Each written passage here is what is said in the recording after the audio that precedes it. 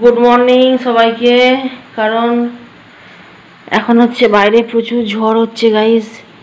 আমি সোফায় শুয়ে আছি। কটা বাজে গো? এখন 4:45।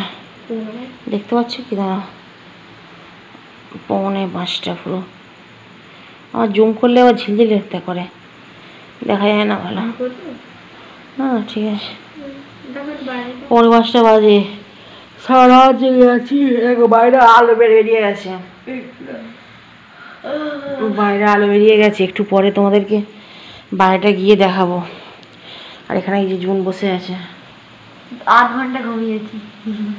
জুন চলে গেছে। জুন 12:30 থেকে 1টা পর্যন্ত ঘুমি। না ভুল বললাম, যখন কারেন্ট চলে যায় তখন তুই জেগেছিলিস না? না, হঠাৎ করে না, তো হঠাৎ করে ঘুমিয়েছে। তার 5-10 মিনিট আগেই তুই ঘুমিয়েছিস। মানে ওই 1টা বাজে 5-7 মিনিট বাকি, তখন আমাদের কারেন্ট চলে গেছে। তারপর থেকে এখন আমাদের কারেন্টটা আসে না। এই যে জুন বসে আছে। আমি নিজেকে এখন দেখাতে পারছি না, কারণ প্রচণ্ড গরম। একটা নয়, 2টো থেকে আমি 2টো পর্যন্ত ঘরের ভিতরেই ছিলাম। 2টোর সময় সোফায় বেরিয়ে এলাম হল ঘরে। 2টো থেকে এখনো পর্যন্ত আমি হল ঘরেতেই আছি।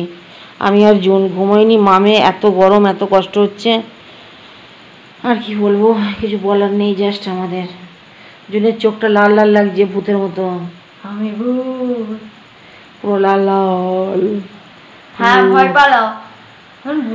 ভয় পালাও, ভয় পালাও, ভয় পাও নয়, পালাও। দাঁড়াও দাঁড়াও, ও দাঁড়াও বলে দাঁড়াও, ও বলে দাঁড়াও, পালাও। আমাদের বিজয়ী ড্রামগুলো সব খালি হয়ে গেছে। জল দেখি কালকে বলতে হবে, কারণ ঝড় বৃষ্টিতে কারেন্ট নেই। 1টা বাজে যখন 5-7 মিনিট বাকি তখন কারেন্ট গেছে, এখনো কারেন্ট আসেনি। ঝড় বৃষ্টি হোক, আমার কোনো সমস্যা নেই, কিন্তু কারেন্টটা থাকলেই হবে। রেমাল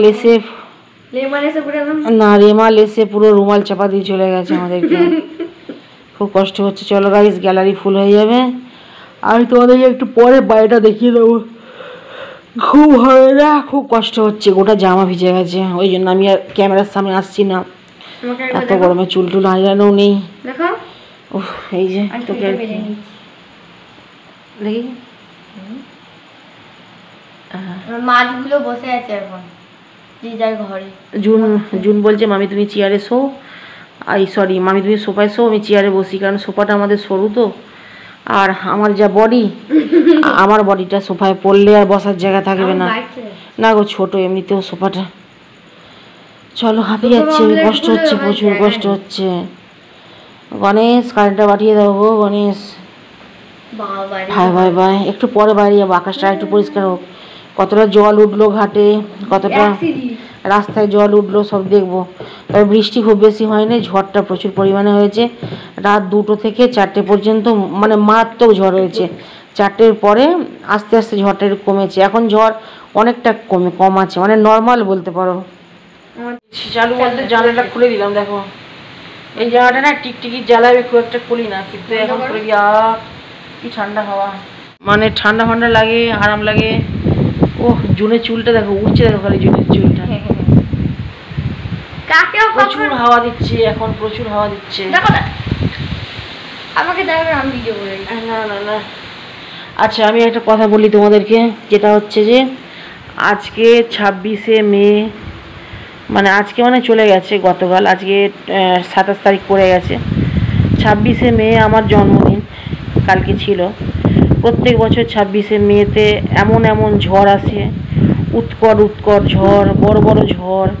আমি কি ঝড় নিয়েই জন্মেছি নাকি কি জানি, জুনের চোখগুলো লাল লাল লাগছে। আমি মনে হয় ঝড় নিয়েই পৃথিবীতে এসেছি।